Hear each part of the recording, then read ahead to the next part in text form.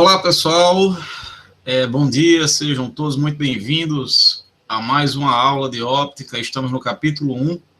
Iniciamos na aula passada esse capítulo de introdução à óptica geométrica. Né? Bom dia, Bruna. Bom dia a todos vocês. Então, vamos continuar. A gente terminou a aula passada nessa questão 12, né? Essa questão do jarro. E na aula passada a gente viu basicamente conceitos iniciais, né, de óptica geométrica. A gente viu os tipos de fontes, né? A gente pode ter uma fonte pontual, uma fonte extensa, né? A gente pode ter uma luz monocromática ou policromática. A gente viu a definição de ano-luz, que é a distância que a luz percorre em um ano, né? Que mais? Só para fazer um resumo rápido do que a gente viu na aula passada. A gente viu também que todas as frequências das ondas eletromagnéticas se propagam com a mesma velocidade no vácuo, que vale 3 vezes 10 a oitava metros por segundo, certo? Todas as ondas eletromagnéticas se propagam com a mesma velocidade no vácuo. Agora, em meios materiais, como, por exemplo, na água, no vidro, um plástico transparente, certo? Em que a luz possa se propagar, aí, quanto maior for a frequência, menor vai ser a velocidade. E aí a gente viu, inclusive, que no caso do visível, né, o vermelho é o de menor frequência, então em meios materiais é o que tem maior velocidade, né? O violeta é o de maior frequência, então tem menor velocidade, né? A relação inversa aí entre a frequência e a velocidade em meios materiais, certo? Não esqueça disso. No vácuo, todas as ondas, todas as frequências da onda eletromagnética têm a mesma velocidade. Aí a gente viu os tipos de meios, né? A gente viu que a gente pode ter... Tem uma pessoa tentando entrar, deixa eu abrir aqui.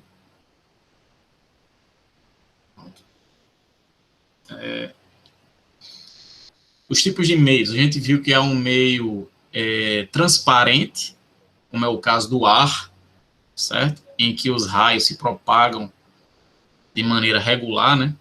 É isso que faz com que a gente possa ver as coisas nítidas ao nosso redor. Há um meio translúcido, que é aquele tipo um vidro temperado, quando você olha do outro lado, você vê aquele negócio meio embaçado, né?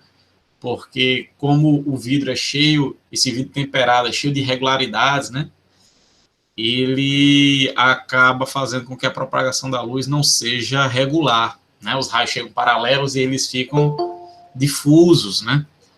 E aí isso perde a nitidez, o observador perde a nitidez. Tem alguém tentando entrar de novo. Certo.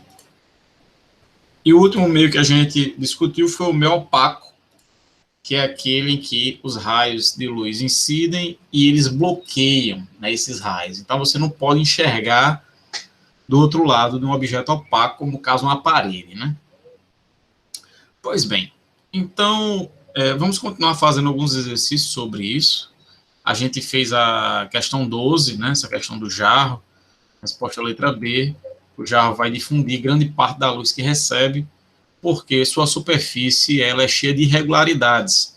É isso que vai acontecer com todos os corpos que estão ao seu redor aí. Por mais lisa que a superfície da parede do seu quarto ou da sua mesa possa parecer, na verdade ela é cheia de irregularidades. E isso vai fazer com que quando a luz incida nessa superfície, esses raios luminosos sejam refletidos em todas as direções. E aí isso vai fazer com que você possa enxergar esse objeto de qualquer posição da sala, tá? Porque os raios são refletidos em todas as direções. Então, vamos fazer mais questões. Vamos fazer mais umas questõezinhas. Dá uma olhada. Assim, a gente viu a cor dos corpos também, né? Muito importante isso. Né? Porque com um corpo parece vermelho, outro verde, outro azul, isso está relacionado à frequência da radiação que o corpo reflete. Você pinta um corpo de azul, ele vai refletir apenas o azul. Então, você ilumina com luz branca. Se a parede é azul, ela vai refletir azul, porque o branco tem todas as cores. Se você incidir o azul, a parede azul vai refletir o azul.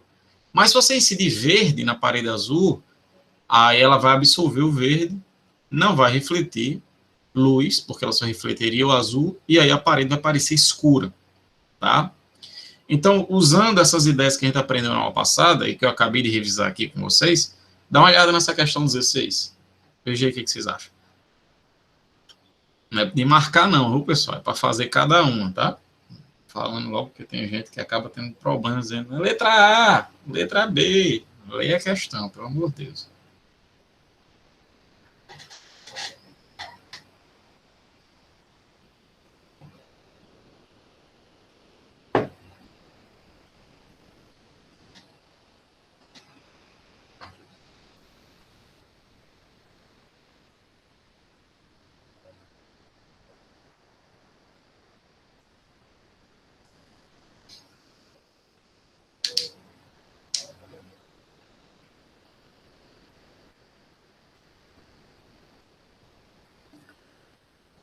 Certo, deixa eu ver aqui o que foi que o William disse. Vamos ver.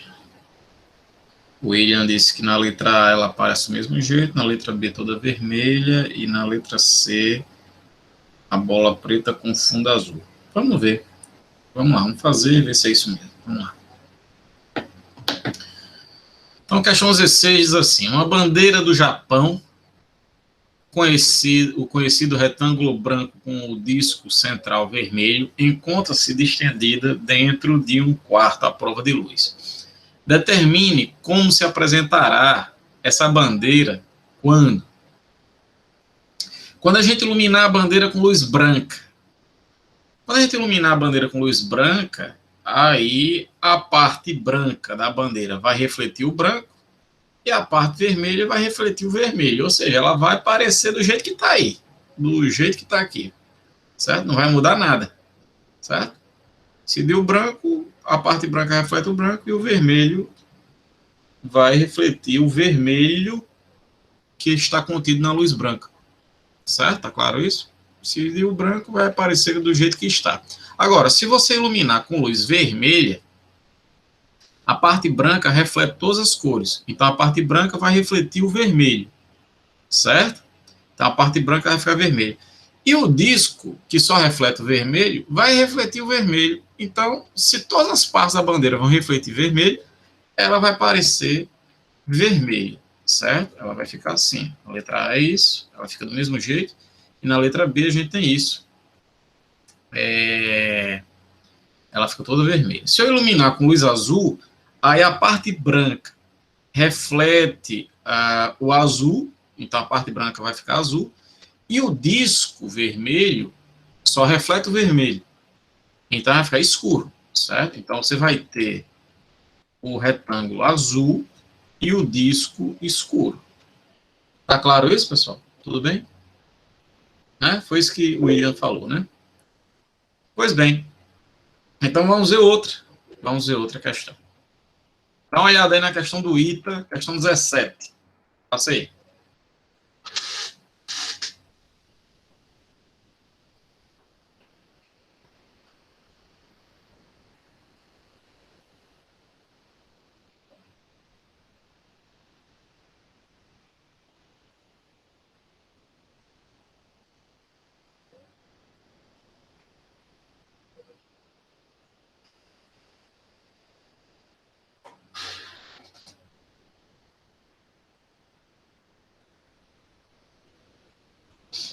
Vamos lá, Beatriz acha a letra A, Jorge letra A.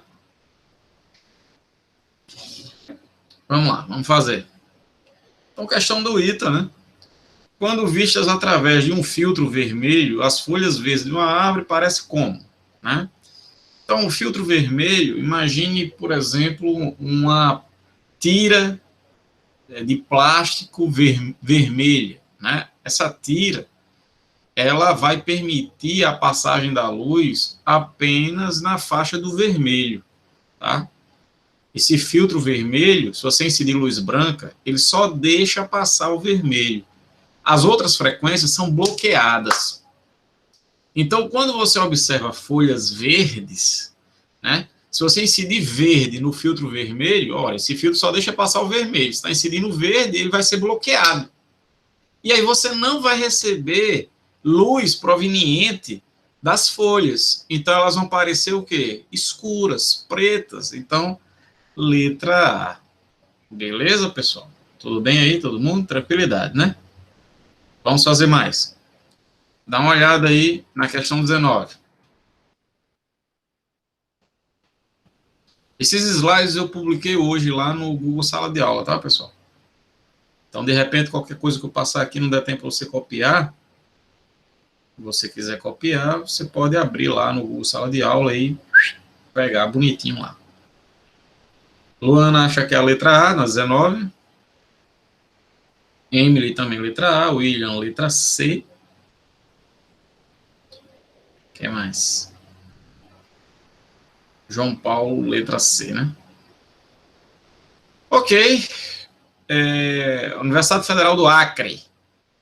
Através de uma lâmina de vidro de uma janela, podemos perceber a presença de luz vinda do exterior, sem, entretanto, podermos ver com nitidez através da mesma. Tá? Veja, ele disse que a gente não vai... aliás, podemos ver, né?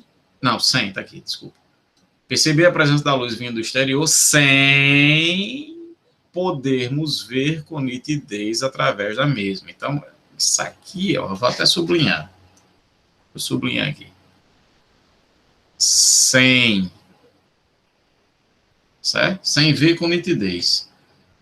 O vidro dessa janela é com certeza o quê? Pessoal, se a gente vê sem nitidez, Luana, isso aí que pega, né? Essa questão do sem aí. Então, se você não vê com nitidez, isso significa que o vidro é o quê, pessoal? Translúcido. Certo? Letra C, a resposta. Beleza, pessoal? Se fosse com nitidez, aí seria a letra A. Só que aí a gente teria um problema, se fosse com nitidez. Porque diáfano, a letra D, tá, pessoal? É sinônimo de transparente. Aí ficaria duas respostas corretas, certo? Deixa eu colocar aqui no pai dos burros, o Google aqui, bem rapidinho, só para confirmar. Mas se eu não me engano, diáfano é isso mesmo. Diáfano, significado. Pai dos burros, o Google. Aqui, é transparente. Se você colocar aí, você vai ver isso também, tá? Então, se fosse com nitidez, não tivesse 100 aqui, a gente teria um problema que teria duas respostas corretas, a letra A e a letra D de dado, tá? Então, beleza. Todo mundo entendeu aí, né? Tranquilidade. Vamos para a próxima. Questão 11. Dá uma olhada aí.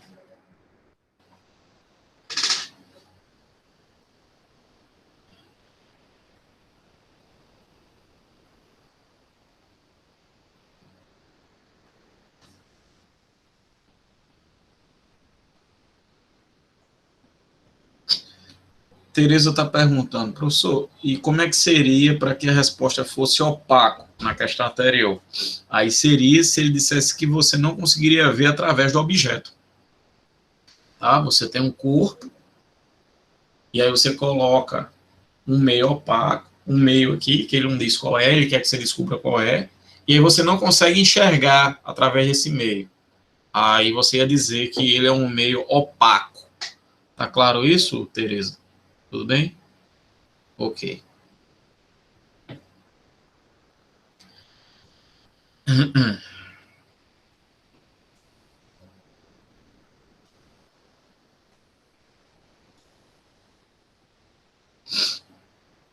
O William acha que é a letra A.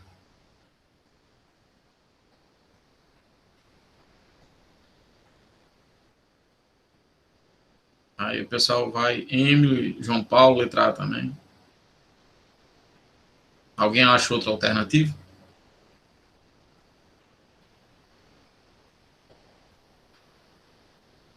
Então, ficou em dúvida, né? Entre a letra A e a letra C. Emily. Jorge, letra C. Então, eu vou fazer, vamos lá, vou fazer aqui, vamos lá. Questão 11 diz assim: à noite, numa sala iluminada, é possível ver os objetos da sala por reflexão numa vidraça. Imagine você dentro de uma sala com algumas paredes de vidro, tá? Ou grandes janelas. E à noite, quando você olha para essas vidraças, você consegue enxergar os objetos que estão com você dentro da sala com muita facilidade. Você enxerga com mais facilidade à noite esses objetos na vidraça do que durante o dia. Aí ele quer saber por que isso acontece. Tá, pessoal? Então, qual vai ser a diferença que vai existir aí entre o dia e a noite para você que está dentro da sala? A diferença vai ser a quantidade de luz que vem do exterior, pessoal. Durante o dia, você vai receber muita luz vinda de fora da sala. E aí isso vai dificultar você ver o reflexo dos objetos que estão com você dentro da sala na vidraça. Já à noite, como vem pouca luz, né, da parte externa da sala, né, você vai receber, vindo da vidraça, radiação refletida dos objetos que estão dentro. Tá? Durante o dia, você recebe essa radiação refletida também. Só que como você recebe muito mais radiação de fora durante o dia, aí você acaba tendo dificuldade de ver o reflexo. Entende?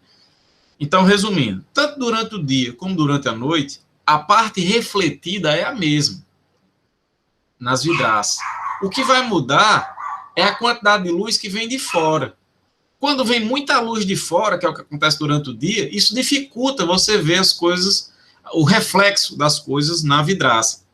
Mas durante a noite, como entra pouca luz, aí você começa a notar o reflexo na vidraça com muito mais facilidade. Tá claro isso, pessoal? Tá, vou repetir, William. O que você tem que perceber é que durante o dia vem muita luz de fora. Tá? Imagina um sol bem brilhante lá fora, certo? Você está lá dentro da sala com diversas vidraças e você vai receber muita luz do sol vinda de fora. Então, quando você olha para a vidraça, você vai notar a luz vinda de fora com muito mais facilidade do que a luz refletida de objetos que estão dentro. Tipo um copo que está dentro da sala com você, certo? A luz que vem desse copo incide na vidraça, é refletida e vem aos seus olhos. E aí você poderia ver o reflexo, a imagem do copo na vidraça. Só que durante o dia fica difícil, porque você recebe muita luz de fora. Mas durante a noite, não. Durante a noite, você vai conseguir ver a imagem do copo na vidraça na sua frente com muita facilidade, ou só a própria imagem, como se fosse um espelho, porque à noite entra pouca luz vinda de fora. E aí você vai notar a luz vinda de objetos do interior sendo refletida na vidraça com muito mais facilidade. É isso aí, entende? Se você se colocar de frente para a vidraça durante o dia, você praticamente não vai se ver na vidraça, você vai ver as coisas que estão lá fora. Porque a luz, a quantidade de luz que vem de fora é muito grande. Mas durante a noite, se você ficar de frente para a vidraça, você já vai ter mais dificuldade de ver as coisas que estão fora e mais facilidade de ver o seu próprio reflexo na vidraça. Porque como vem pouca luz de fora, você vai receber da vidraça muito mais luz de coisas que estão dentro da sala do que coisas que vêm de fora. Tá claro isso?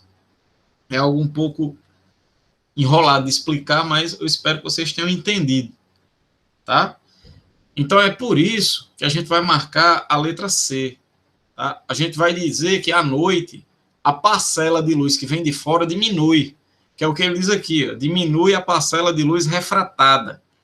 Parcela de luz refratada, que é a luz refratada? É a luz que mudou de meio, certo? Ela veio de fora, atravessou a vidraça, sofreu refração. Tá? A gente vai ver isso mais na frente. Isso é a refração, a luz refratada. Ao atravessar a vidraça e chega aos seus olhos. Diminui essa parcela à noite, né? Porque não vai ter mais o solzão lá para trazer essa luz do exterior para dentro. Tudo bem? Beleza? Então, essa é a visão que você tem que ter para um observador dentro da sala, certo? Para um observador fora da sala, é importante também você ter uma visão de como é que as coisas se comportam, tá? Por exemplo, Pessoal que mora em apartamento costuma colocar películas nas janelas, né? Para ter alguma privacidade. Às vezes o cara não quer colocar uma cortina, aí coloca uma película, né? E aí o que acontece? Quando você, digamos, você está no prédio vizinho, certo? E aí você olha para o quarto do outro prédio que está à sua frente, que tem essa película. Se você olhar para essa janela durante o dia, né? Você vai ter muita dificuldade de ver quem está lá dentro. Por quê? Porque a luz que vem de fora vai incidir na janela e vai ser refletida até você, certo? Então você vai receber mais luz refletida da janela. Agora eu tô fazendo uma situação diferente da questão, tá? Estou dizendo que você está fora. Então, como você recebe mais luz vindo de fora do que de dentro do quarto, você não vai conseguir ver quem está lá dentro. E aí a película vai funcionar perfeitamente bem, vai atender o objetivo. A pessoa vai ter sua privacidade durante o dia. Mas durante a noite, pessoal, se a pessoa ligar a luz do quarto, você vê a pessoa pelada passando dentro do quarto lá, de um lado para o outro, achando que ninguém está vendo, né? Durante o dia você não consegue ver nada, mas durante a noite você vê tudo que está acontecendo dentro do quarto. Porque agora, como não tem essa quantidade abundante de luz externa, você vai receber da janela luz que vem de dentro do quarto. E aí você vai ver a radiação que vem do corpo da pessoa lá, né? Você vai conseguir enxergar a pessoa dentro do quarto, beleza? Bom, vamos lá, vamos para a próxima questão. Questão 29, faça aí.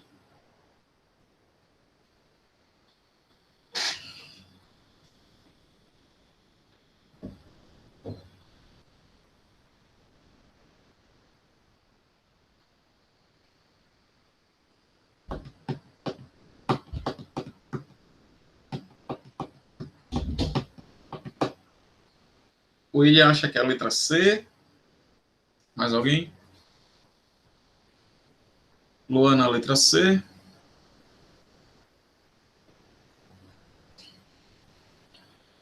Ok. Emily, letra D. Vamos lá, vou fazer, tá? Então, Universidade Estadual Londrina, João Paulo, letra D. Considere as seguintes afirmativas. A água pura é um meio... Gisele acha a letra D, né? Número 1. Água pura é um meio translúcido. Pessoal, a água pura, né, você não vai ter impurezas. Então, isso vai fazer com que a luz ela possa se propagar de maneira regular. Isso vai produzir nitidez. Tá? Se você tem uma água extremamente limpa, você mergulha num local que tem uma água extremamente limpa, né? Água pura, né? Que na prática é impossível ter água pura, mas um local bem limpo, que se aproxime de uma água pura, você vai enxergar as coisas com muita nitidez. Tá? Beleza? Não, não depende da quantidade de água, não. Tá, William? Se a água ela for limpa, se a água for pura, tá? O que faz com que a luz ela perca a sua regularidade de propagação são diferenças na água. Tipo, você joga sal na água, aí joga sujeira, e o raio vai se propagando, vai encontrando impurezas. E isso vai fazendo com que o raio ele sofra desvios ao longo da trajetória, tá? Até mudanças de temperatura também promovem isso, tá, pessoal? Então, assim, a água pura é um meio transparente, então essa 1, ela é falsa, beleza? Ele diz que é translúcido, a água pura é transparente. O vidro fosco é um meio opaco? Não, o vidro fosco, né, aquele vidro temperado, é um meio translúcido, então essa daqui também é falsa, ele diz que é opaco. O ar é um meio transparente? O ar é um meio transparente, tá? Então essa daqui é verdadeira, beleza? Então apenas a 3 é verdadeira, a letra C. Vamos para a próxima. Veja essa questão da UFRN aí. Passa aí.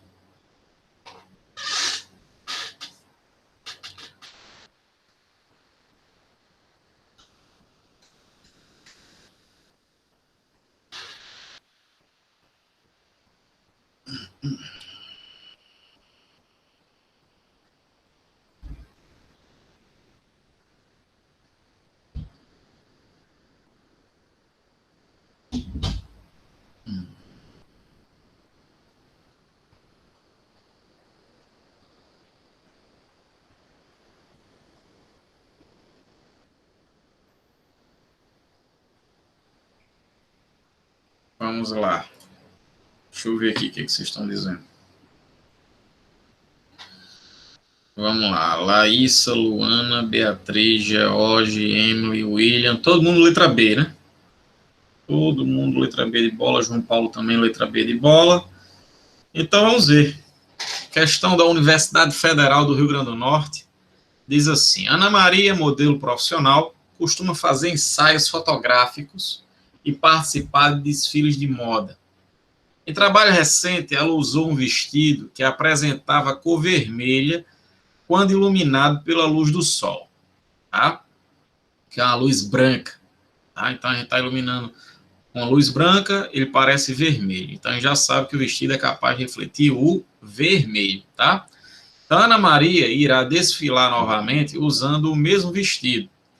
Sabendo-se que a passarela onde Ana Maria vai desfilar será iluminada agora com luz monocromática verde, podemos afirmar que o público perceberá seu vestido como sendo, ó, se o vestido de Ana Maria é capaz de refletir o vermelho e a gente está incidindo o verde, então o verde vai ser absorvido, ele não vai ser refletido em direção aos seus olhos. Então o que a gente vai ver vai ser um vestido escuro, um vestido preto, certo? Porque o vestido só reflete o vermelho. Então é isso aí, questãozinha da UFRN, letra B de bola. Vocês acertaram aí, show de bola. Ok, então agora eu vou apresentar para vocês os princípios da óptica geométrica. Tá? Nós temos 3 princípios na óptica geométrica. O princípio da propagação da luz, certo? O princípio da independência, beleza? O princípio da independência e o princípio da propagação retilínea da luz, o princípio da independência, o outro me deu um branco agora, mas tudo bem. Vamos lá. Na sequência eu mostro aqui, vamos lá. Então, o princípio da propagação retilínea da luz é o seguinte: os raios luminosos, eles se propagam sempre em linha reta, pessoal. Tá? A luz, ela se propaga em linha reta se você tiver meios homogêneos e transparentes. Né? A gente viu que se eu tiver um meio translúcido, né, o raio vai entrar e ele vai sofrer aí desvios, certo? Mas se o meio for homogêneo, tipo ar, ou sempre o mesmo meio, né, ou não tiver impurezas no meio do caminho, a luz ela vai se propagar em linha reta, tá? E aí, a consequência disso é a formação de sombras e penumbras, tá? Vamos entender o que é sombra e o que é penumbra. Por exemplo, se eu tiver aqui uma fonte pontual, e eu colocar aqui um corpo opaco na frente do anteparo, né, esses raios aqui eles vão se propagar em linha reta, proveniente da fonte, e ao atingir esse corpo opaco, o raio vai passar aqui, mas ele não vai conseguir iluminar essa região aqui. Consegue ver isso? Aqui a gente vai ter uma região de ausência total de luz. Nenhuma luz vai incidir nessa região aqui, porque a luz não pode fazer a curva aí. Ela não pode vir aqui, ó, e fazer a curva para cá e iluminar aqui. Não. Ela se propaga em linha reta. Então, a consequência do princípio da propagação retilínea da luz é a possibilidade de a gente ter regiões de sombra, que nada mais é do que uma região de ausência total de luz. Beleza? Beleza. Isso aqui é o que acontece quando eu tenho uma fonte pontual. Se eu tiver uma fonte extensa, veja que agora eu tenho raios luminosos provenientes de diversos pontos da fonte, certo? Então, uma fonte extensa. Aí eu coloco aqui ó, um corpo opaco. Beleza? Essa região aqui, ó, que está atrás do corpo opaco, que é a sombra, é impossível que algum raio luminoso proveniente dessa fonte chegue em algum desses pontos aqui. Então, aqui a gente vai ter a ausência total de luz. Aqui é sombra. Tá?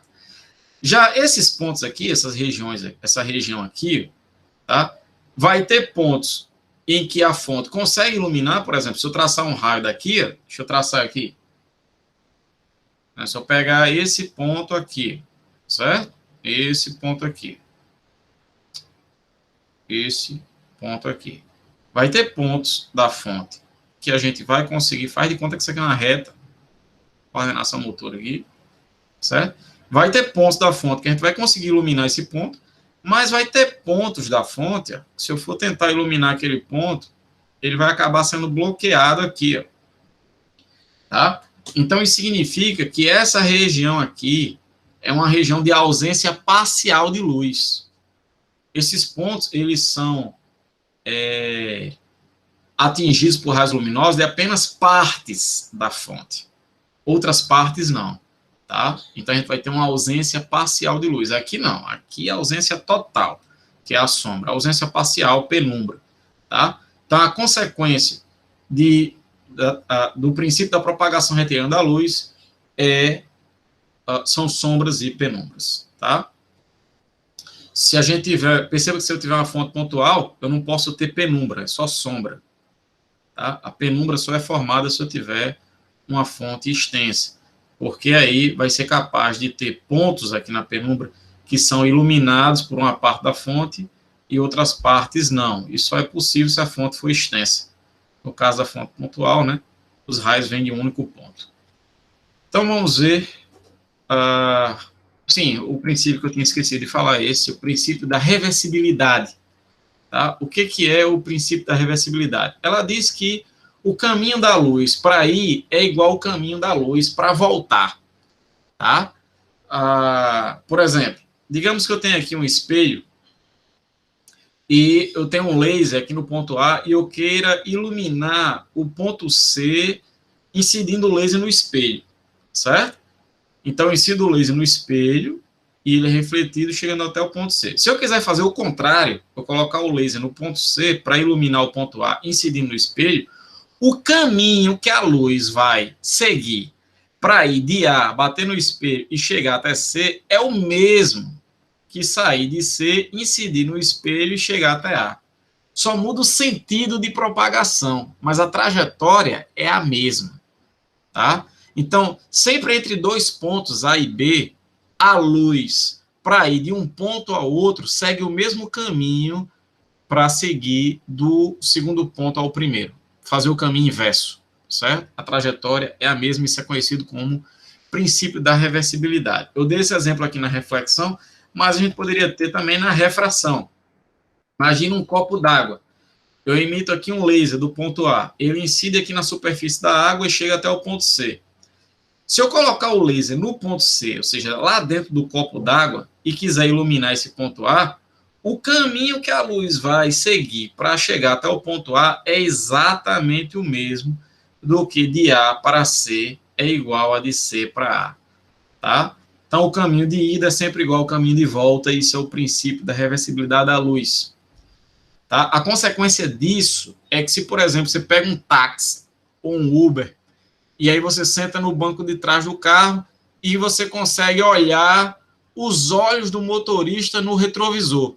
Imagine lá você sentado no banco de trás e você olha no retrovisor os olhos do motorista. Não tenha dúvidas. Se você consegue enxergar os olhos do motorista no retrovisor, o motorista consegue enxergar os seus olhos. Porque o caminho da luz para ir é igual ao caminho da luz para voltar. Se você conversa com alguém de maneira que você consegue enxergar os seus olhos, não tenha dúvidas, essa pessoa também consegue enxergar os seus olhos, porque o caminho da luz para ir é igual para voltar. Tá claro isso, pessoal? Tudo bem? Beleza? Então, o princípio da propagação retilínea da luz, em meios homogêneos e transparentes, a luz propaga em linha reta, a consequência é a origem de sombras e penumbras, certo? Se a fonte for pontual, apenas sombra. Se for extensa, aí a gente vai ter sombra e penumbra.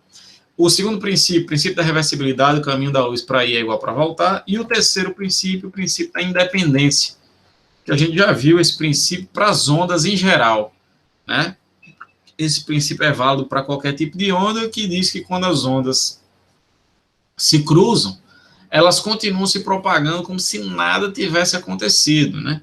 você tem aqui, ó, um feixe verde, outro feixe vermelho, e esses feixes, eles se cruzam, o vermelho continua vermelho, o verde continua verde, tá? Tudo bem que aqui no ponto, na região onde os raios se encontram, a gente vai ter a superposição dos raios, certo? Que aí vai obedecer o princípio da superposição, que a gente conheceu lá em ondas. Mas, após essa superposição, o verde continua verde, o vermelho continua vermelho, uma onda não interfere na propagação da outra, tá? Beleza? Então, esses são os três princípios da óptica geométrica: princípio da propagação retilínea, princípio da reversibilidade e o princípio da independência. Então, vamos para frente e vamos fazer umas questões sobre isso. Dá uma olhada aí na questão 20. Passa aí.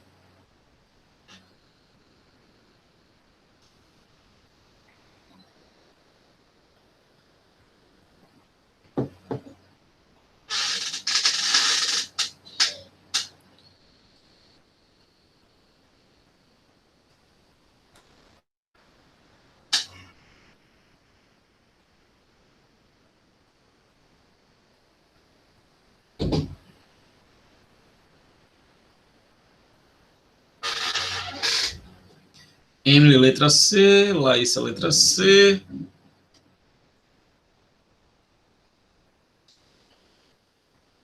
E William, letra C, né? Tudo bem, vamos lá. É uma questão da PUC de Minas Gerais. Diz assim: dois observadores A e B veem-se mutuamente através do espelho fixo à parede de uma sala. Esse fato se explica pelo. Então, A consegue enxergar B e B consegue enxergar A devido ao princípio da reversibilidade. O caminho da luz para ir de A para B é igual ao caminho da luz para ir de B para A, certo? Então, se o observador A enxerga os olhos de B, não tenha dúvidas, B vai enxergar os olhos de A. Ok? Questão extra, dá uma olhada aí nessa questãozinha.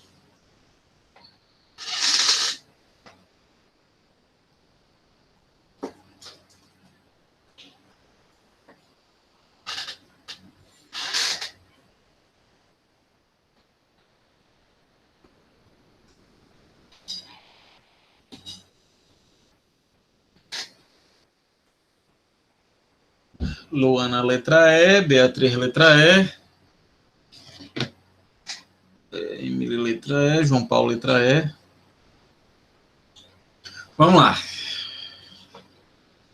Duas fontes de luz emitem feixes que se interceptam. Após o cruzamento dos feixes, o que tem que acontecer com esses feixes? Nada. Cada um deles vai continuar se propagando como se nada tivesse acontecido. É isso que diz o princípio da independência, tá? Então, letra E. Ok, princípio da independência. Show de bola. Nossa questão 21.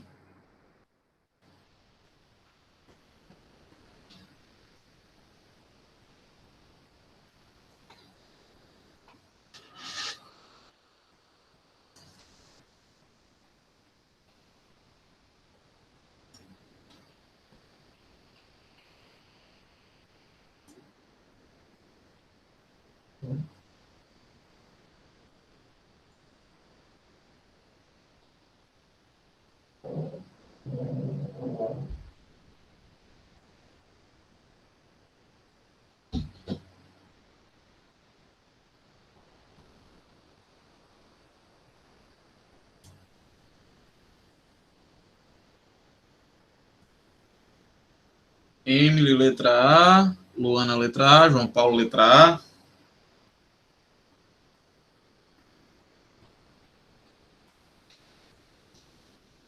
Posso fazer? Vamos lá. Questão da FUVEST.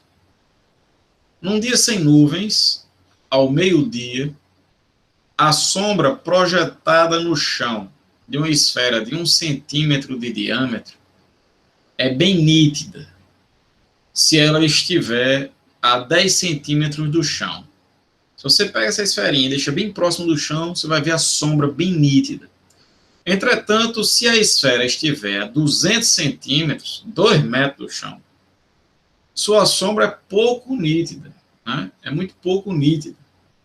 Posso afirmar que a principal causa do efeito observado é que o Sol, pessoal, é uma fonte extensa. Então, se ela é uma fonte extensa, além de sombra, a gente vai ter também o quê?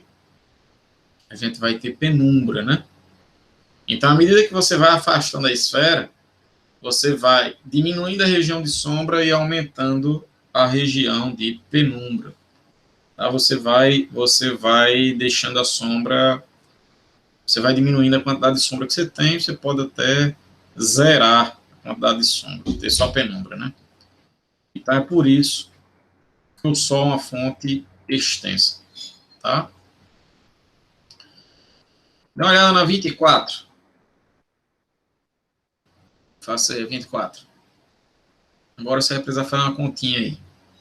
Só usar uma regra de 3, você mata a charada. Faça aí.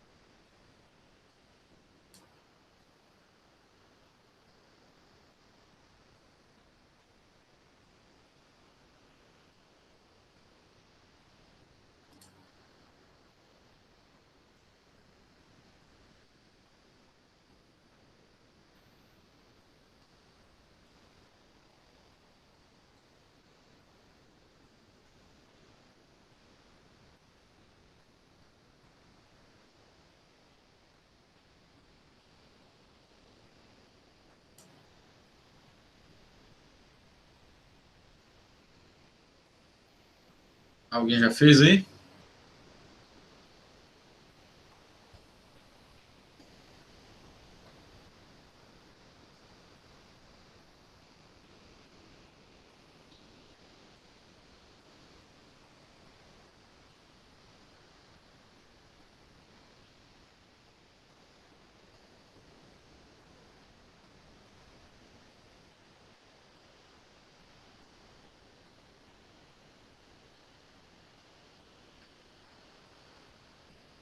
Vamos lá, vou fazer.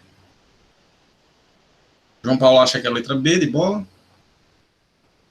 Vamos lá, vamos fazer comigo. É uma questão da Unesp. Quando o Sol está a pino, que é um Sol está a pino?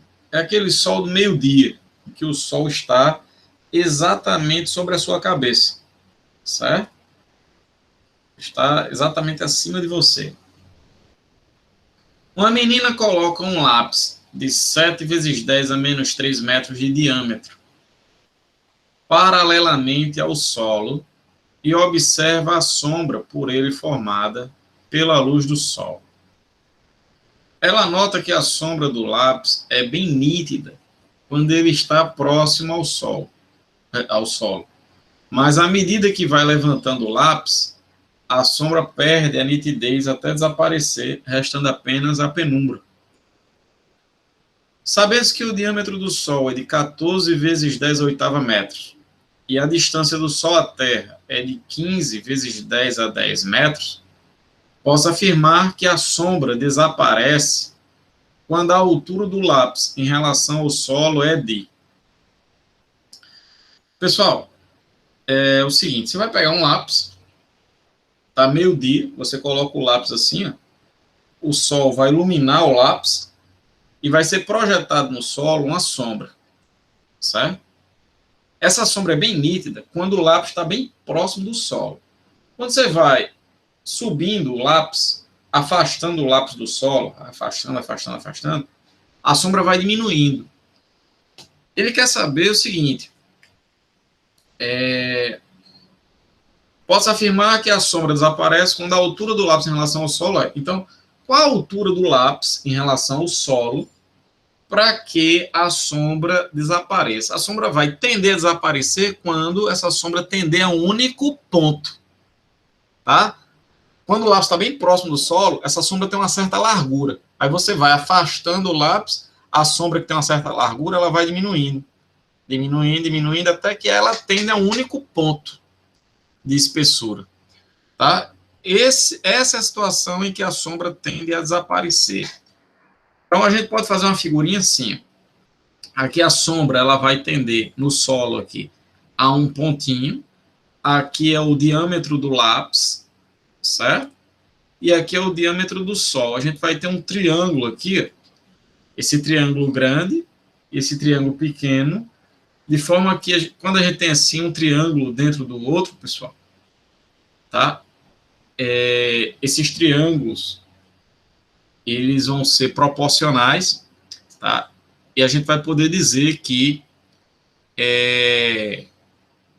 a base do grande está para a base do pequeno, assim como a altura do grande está para a altura do pequeno, tá?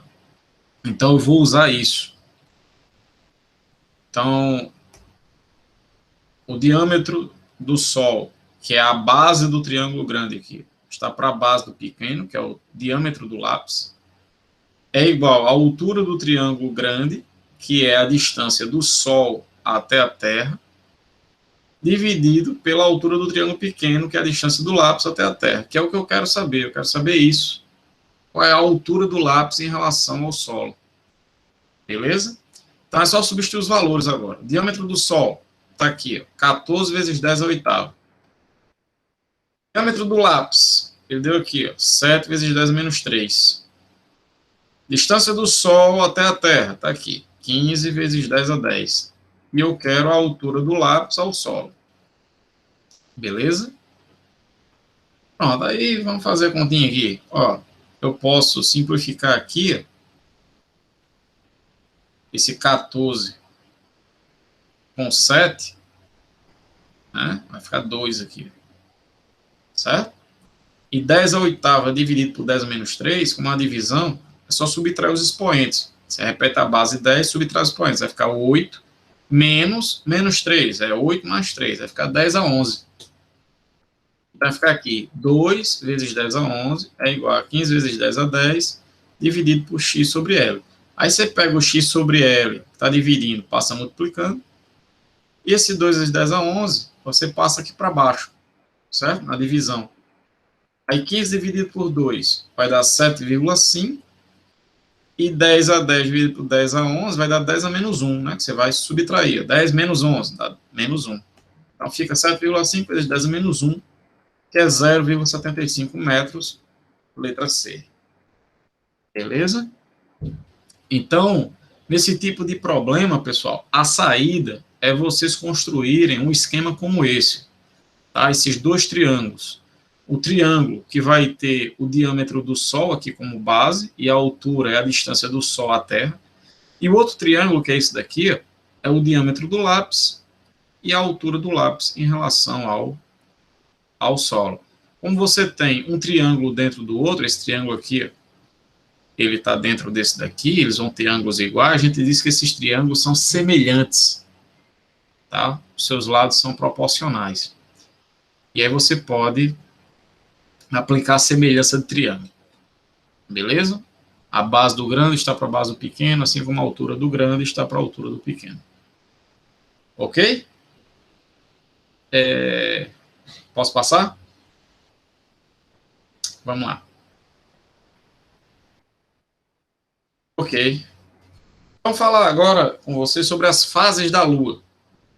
Tá? A gente vai ver que uma das consequências também do princípio da propagação retilínea da luz, a gente não viu que é a sombra e a penumbra, né? E aí a consequência disso é a formação também dos eclipses, o eclipse lunar e o eclipse solar.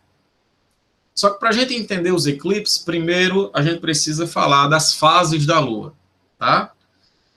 Então, veja bem, vamos entender aqui esse esquema. O Sol, ele está aqui à esquerda, tá? Os raios solares, eles estão chegando aqui, ó, paralelos, tá? A gente considera os raios paralelos porque o Sol fica muito distante da Terra. Qualquer fonte de luz que esteja muito longe, a gente considera que os raios vêm assim, paralelos, certo? Pois bem, aí aqui a gente tem a Terra, veja que esse lado aqui está claro da Terra, o que significa que é dia, que está do lado do Sol, o lado que é iluminado pelo Sol, e esse lado aqui é noite. E aqui a gente tem a Lua, realizando aqui seu movimento de translação ao redor da Terra. Dependendo da posição que a Lua esteja em relação à Terra, a fase da Lua vai ser diferente. A gente vai visualizar a Lua, uma imagem diferente, tá? Por exemplo, quando ela estiver nessa posição 1, veja que a parte clara da Lua vai ficar escondida da Terra. A Terra está aqui, a fase clara, a região clara está lá do outro lado.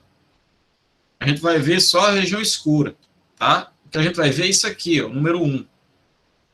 A gente chama isso aqui de lua nova, beleza? Então, quando ela estiver entre o Sol e a Terra, beleza? Quando a Lua estiver entre o Sol e a Terra, a fase da Lua é nova. Beleza, aí a Lua vem viajando aqui, até quando chegar na região 3, nessa posição 3 aqui, veja que a partir da Terra a gente vai conseguir ver metade da Lua iluminada e metade da Lua escura, né? A visibilidade que a gente tem da Terra olhando para a Lua aqui em 3 é essa daqui, certo? Aí a gente diz aqui na posição 3 que a Lua tem a fase crescente, certo? Pode ser chamado também de quarto crescente, tá? Porque a gente vai dividir aqui, ó, as posições 1, 3, 5 e 7. 4 posições, então um quarto aqui, né? Quarto crescente.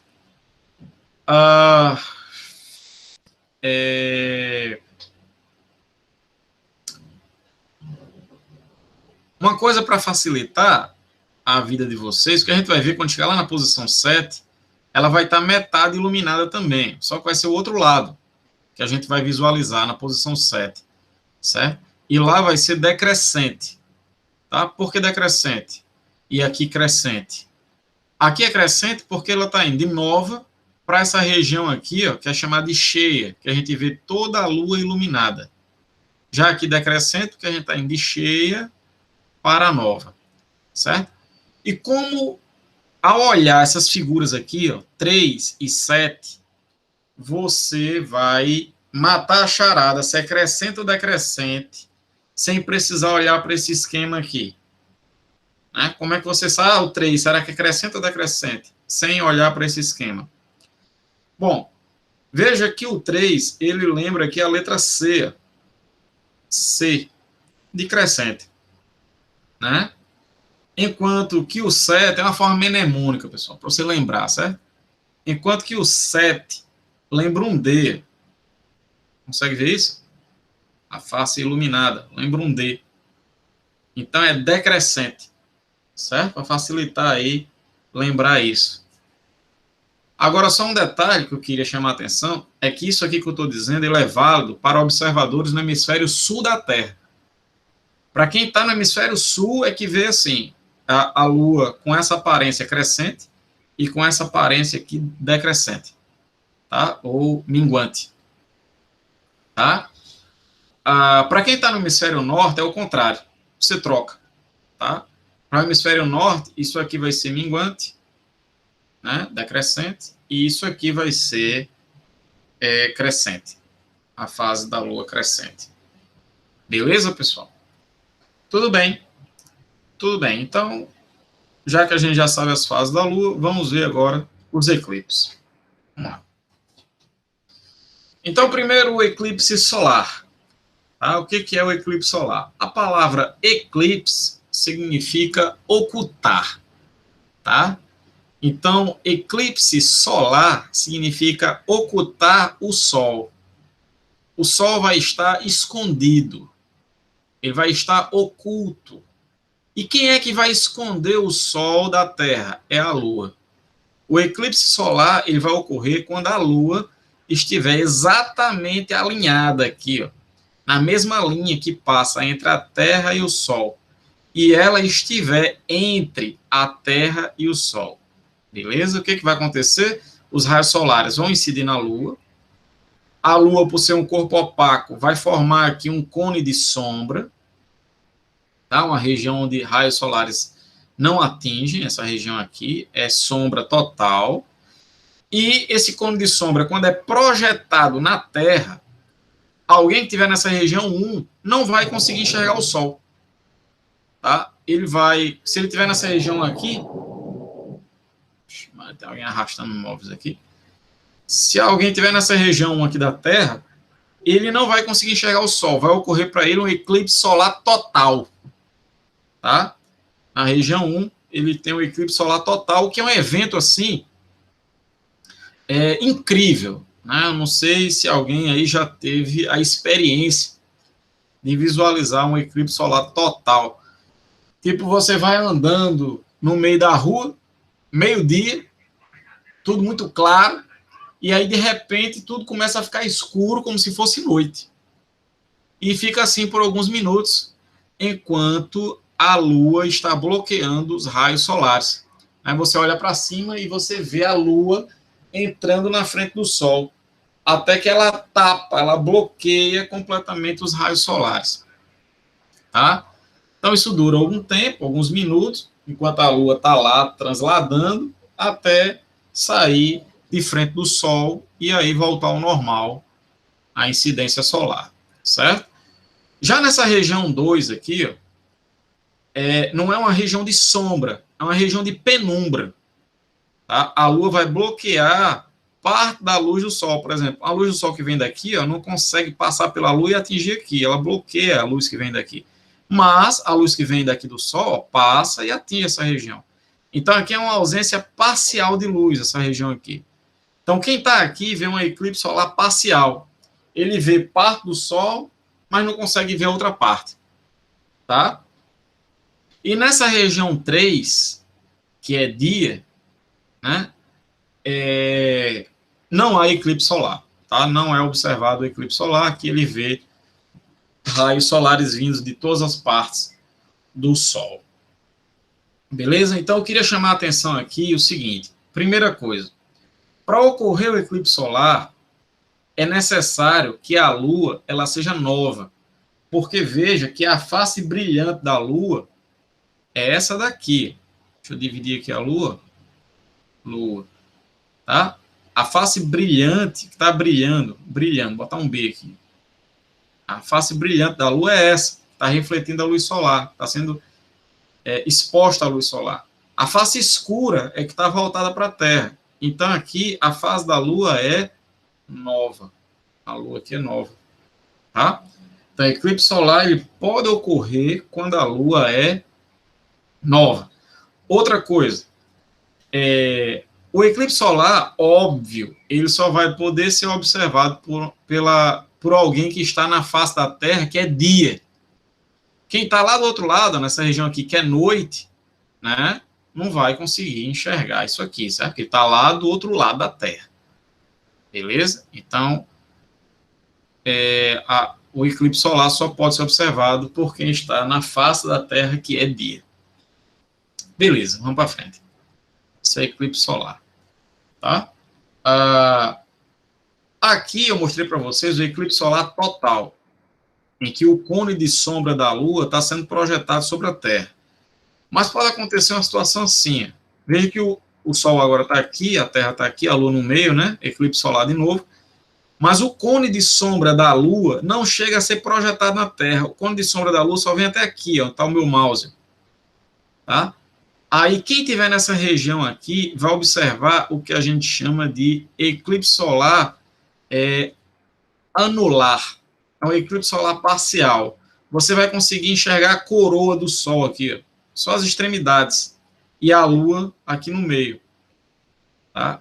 É isso, quem está na posição 1, bem aqui, ó, vai conseguir enxergar do Sol. É um eclipse parcial, um eclipse anular, certo? De novo, quem está na região 2 é um eclipse parcial também, só que vê só um pedaço do Sol. E quem está na região 3 não vê o eclipse. Beleza, isso é o eclipse solar. Vamos para o eclipse lunar agora. Eclipse lunar, como o nome já diz aqui, ó, eclipse lunar é ocultar quem? A Lua. Certo? Agora é a Lua que está se escondendo. Ela vai se esconder atrás da Terra. Então, tanto o eclipse solar como o eclipse lunar ocorre quando os astros estão alinhados. Tanto a Lua, a Terra e o Sol estão sobre uma mesma linha. A diferença é que no eclipse lunar, a Lua está entre o Sol e a Terra. Já no eclipse lunar, é a Terra que está entre a Lua e o Sol. Tá? Que é para poder esconder a Lua aqui, é um eclipse lunar, ocultar a Lua, certo? Então, os raios solares incidem na Terra, a Terra é um corpo opaco, bloqueia os raios luminosos, e aí forma aqui atrás um cone de sombra, tá? Uma sombra aqui em formato de cone. E aí, pessoal, quando a Lua está dentro desse cone de sombra, ela não é atingida pelos raios solares, e aí acaba sofrendo eclipse, tá? Sofrendo eclipse. Perceba que, para ocorrer eclipse lunar, a fase da Lua tem que ser cheia, né? Porque enquanto os raios luminosos estiverem incidindo sobre a Lua, a face brilhante vai ser essa. Tá? A face brilhante é esse lado, o lado do Sol. Então tá lá a Lua cheiona, bonitona, e aí de repente ela começa a entrar no cone de sombra da Terra, né? Ela começa a ficar escura, escura, escura, escura, até ficar completamente escura. Ela é ocultada, ela sofre o eclipse. Tá? Então, eclipse solar, lua nova. Eclipse lunar, lua cheia. Eclipse solar é observado por alguém que está durante o dia. Eclipse lunar é observado por alguém que está na parte da Terra que é noite. Tá? Tudo bem? Beleza. Então, vamos fazer aqui alguns comentários sobre isso. Vamos lá, comentários. Primeiro comentário. Eu acabei de dizer, o eclipse solar ocorre de dia, o eclipse da Lua... Sim, desculpa. O eclipse solar ocorre de dia e a Lua é nova. Certo? Já o eclipse lunar ocorre à noite e a Lua é cheia. Beleza? Terceiro comentário. Tá, deixa eu perguntar isso para vocês. Se pode ocorrer o eclipse solar durante a lua nova e o eclipse lunar durante a lua cheia, por que é que a gente não tem eclipses seguidos? Né? A lua, ela demora 28 dias aproximadamente para dar uma volta ao redor da Terra. Então, entre a lua nova e a lua cheia, certo? É meia volta. Demora cerca de 14 dias. Então, por que é que não ocorre um eclipse solar? Depois de 14 dias ocorre um eclipse lunar. Depois de 14 dias, solar de novo. 14 dias lunar, que é o tempo para ser nova lua cheia, nova cheia. Né? Por que não ocorre esses eclipses de maneira frequente? Né? Alguém pode dizer alguma coisa?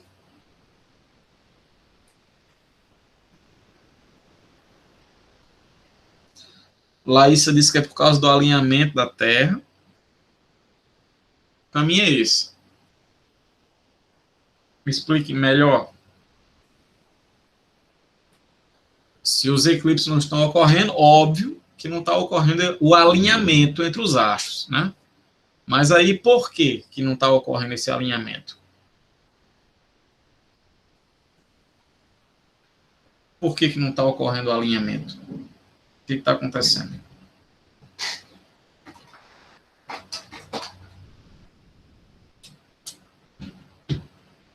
Tudo bem. Vamos lá, vou explicar a vocês.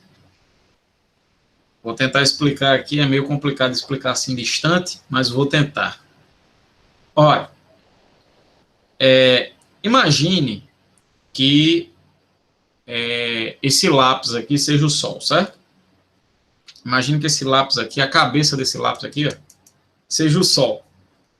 Tudo bem? E a cabeça desse lápis aqui, ó, dessa caneta, seja a Terra. Tá? Então, a Terra, ela vai ficar orbitando aqui, ó, ao redor do Sol, certo? Digamos que ela orbite o Sol nesse plano aqui. Ó, o plano. Plano aqui. Desse jeito. Certo? A Lua, eu não tenho 3 braços para segurar as coisas, imagine que o Sol ainda está aqui, certo? Vou largar o Sol. Ele ainda está aqui. E a Terra aqui, girando, certo? Vou ficar segurando a Terra. Larguei o Sol. Vou pegar a Lua agora. Está aqui a Lua. Certo? A Lua, ela não gira ao redor da Terra no mesmo plano, nesse plano aqui, que a Terra gira ao redor do Sol. Não. A Lua gira num plano diferente. Esse plano aqui, ó, a minha mão inclinada. Enquanto a Terra gira nesse plano, digamos que seja esse, certo? A Lua gira nesse plano. O plano de rotação da Lua ao redor da Terra, de translação da Lua ao redor da Terra, é inclinado em relação ao plano de órbita da Terra ao redor do Sol. É isso que faz com que o alinhamento não seja frequente. Só ocorra de tempos em tempos, porque os planos de órbita são diferentes. Tá? Vocês conseguiram entender o que danado foi que eu falei agora ou não? Quer que eu repita? Que é algo que realmente eu preciso da imaginação de vocês, ainda mais assim, ensino remoto. Né? Fica mais complicado ainda. Presencialmente eu consigo eu pego 3 alunos e faço eles andarem, sabe? Aqui, entendeu, né? Foi a parte que mais entendeu. Pronto. Então tá ótimo, certo? Os planos de órbita são diferentes, certo? O plano de órbita da Terra, digamos, seja esse, o plano de órbita da Lua, assim, inclinado. Então, isso faz com que os astros eles se alinhem com mais dificuldade, certo? Mas, William, qualquer coisa que você não entendeu aí que eu falei, você pode perguntar, certo? Sem estresse. Quiser que eu volte aí alguma coisa para falar de novo, para explicar de novo, me interrompa, certo? Eu estou aqui para ajudar vocês. Então, não tenho pressa, não estou apressado, certo? Fica à vontade aí para me parar quando quiser, tá? Beleza. Então vamos lá. Então, o terceiro comentário é esse. Não ocorre eclipse com frequência porque o plano de órbita da Lua em torno da Terra é inclinado em relação ao plano de órbita da Terra em torno do Sol, né? Foi o que eu falei agora. É por isso que não ocorre eclipse de 15 em 15 dias. Quarto comentário. O eclipse lunar ele é mais fácil de ser observado, né? Provavelmente você já vivenciou vários eclipses lunares, mas talvez nunca tenha observado um eclipse solar. Por que é assim? Porque, pessoal, o eclipse lunar, ele é observado, olha aqui para o meu mouse, ele é observado por toda a metade da Terra que é noite. Você tem 50% de chance de ver o eclipse, certo? Lunar. É por isso que você já deve ter visto vários. Agora, no eclipse solar, ele vai ocorrer primeiro para metade, que é dia, mas nem para toda a metade, só uma regiãozinha aqui, ó, dessa parte que é dia. Então, isso diminui as chances de você estar no lugar certo, na hora certa, para poder ver o eclipse solar. É por isso que tem pessoas que acabam viajando para diversas partes do mundo, né, quando vai ocorrer o eclipse solar, que eles sabem que vai ocorrer, a previsão é que ocorra para aquela região específica e as pessoas viajam para lá, para observar o eclipse, certo? Se você for fazer isso, tome muito cuidado, sempre usar uma lente protetora para observar o eclipse, certo? Você olhar diretamente para o Sol não é uma boa ideia. Ok, pessoal? Beleza. Então vamos fazer alguma questãozinha sobre isso para ver se vocês entenderam mesmo. Dá uma olhada na questão 2 aí. Enquanto isso, eu vou aqui no banheiro. Faça aí.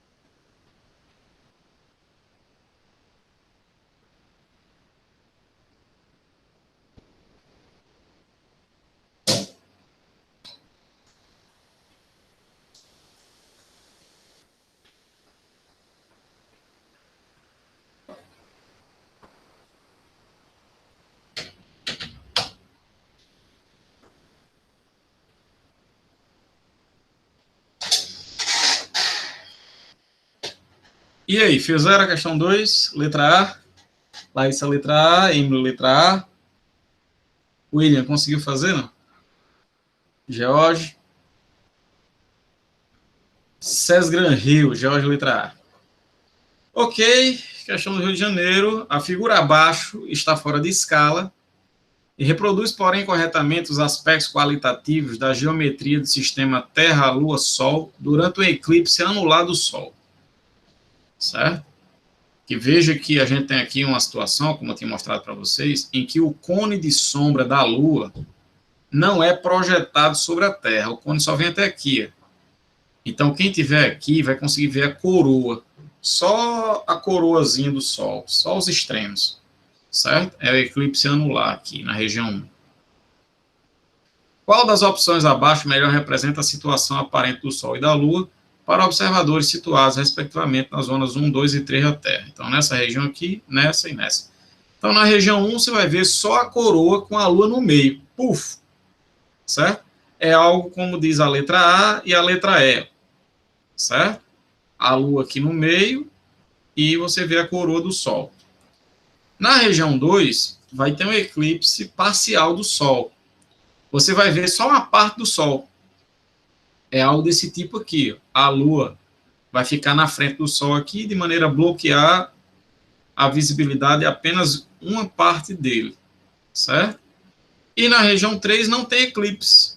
Então, é essa situação aqui. A Lua vai ficar sem estar bloqueando os raios solares para quem tiver nessa região. Então, a resposta é a letra A. Vocês acertaram aí. Façam a questão 1. Faça aí.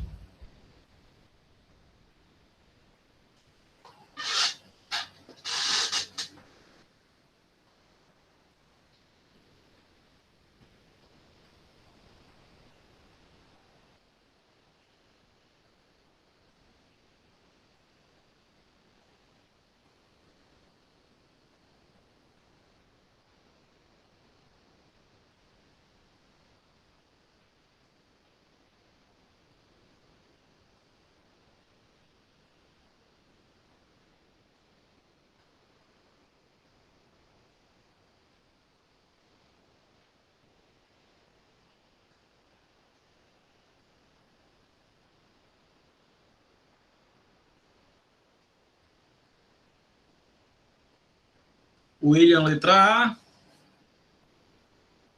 Emily, letra A. Vamos ver. Ainda com a relação à questão anterior,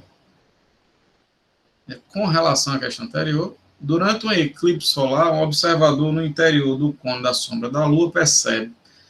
Bom, então se ele estiver aqui dentro do cone, né, ele não vai conseguir ver o Sol. Então aí ocorre um eclipse solar total, certo? Foi para A. Passa 22.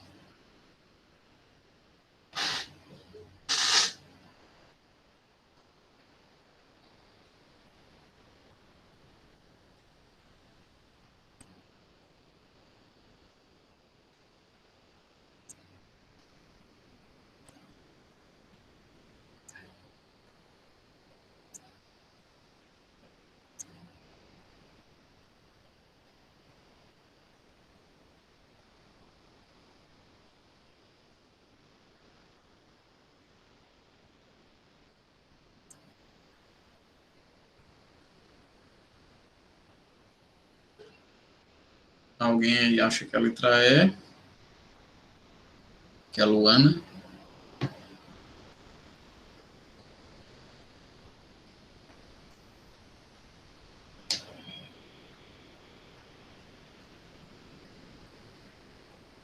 E aí?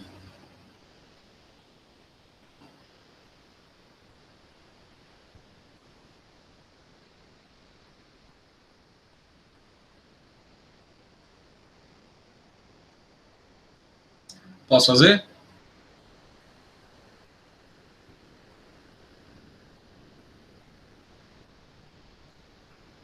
Vamos lá. Então, às 18 horas, uma pessoa olha para o céu e observa que metade da Lua está iluminada pelo Sol. Não se tratando de um eclipse da Lua, é correto afirmar que a fase da Lua, nesse momento, é... Pessoal, aqui, para responder essa questão, você tem que saber aqui o sentido que a Terra está girando. Ela está girando aqui nesse sentido. Então, isso significa que quem está nessa região aqui está caminhando para a noite. Então, aqui é 18 horas aqui. Ó. Certo? Enquanto que nessa região aqui está amanhecendo. Né? Aqui o pessoal está indo da noite para o dia. A Terra está girando nesse sentido. Enquanto aqui está indo de dia para noite. Então, 18 horas deve ser bem aqui. Esse ponto aqui, certo? Nessa região. Logo, se 18 horas é aqui, você não vai conseguir enxergar essa Lua aqui, porque ela está do outro lado da Terra. Ela está atrás. Você não vai conseguir enxergar aqui. Você vai conseguir enxergar essa. E essa Lua aqui é qual? Essa daí é a quarta crescente. Certo? Então é por isso que a resposta é a letra A. Beleza, pessoal? Entendeu aí o que eu falei? Ok. Então, vamos fazer a próxima. Vamos fazer a próxima. Questão 23. Dá uma olhada aí.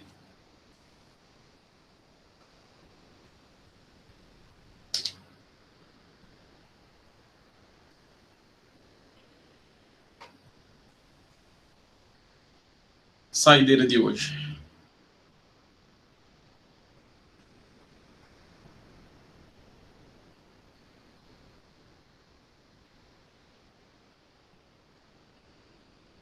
Ele quer o menor tempo possível entre um eclipse do Sol e um eclipse da Lua.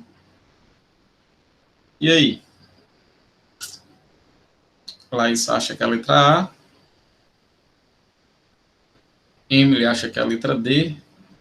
Luana, a letra A. Jorge, letra D. Vamos lá, pessoal. A gente sabe que vai ocorrer o eclipse do Sol quando a Lua for nova. E vai ocorrer o eclipse da Lua quando a Lua for cheia.